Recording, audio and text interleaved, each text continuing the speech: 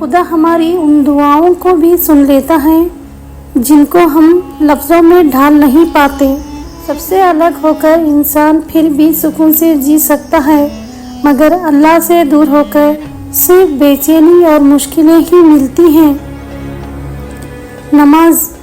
مرنا ہم سجدے میں چاہتے ہیں اور نماز ہم پڑھتے نہیں۔ نماز۔ بے شک نماز سے زیادہ کسی اور چیز میں سکون نہیں۔ خاموشی اس کی محسوس ہوتی ہے جس کا بولنا اچھا لگتا ہو۔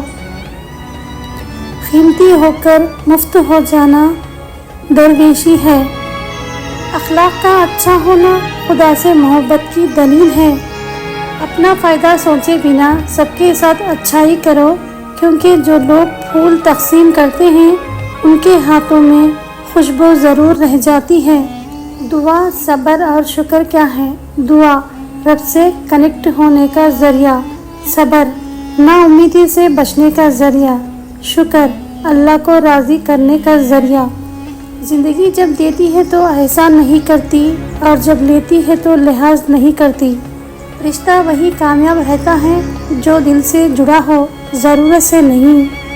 ایسے بنو کہ تم نہیں بلکہ لوگ تمہیں کھونے سے ڈریں۔ دکھ انسان کو نہیں توڑتا، دکھ میں اپنوں کے رویے توڑ دیتے ہیں۔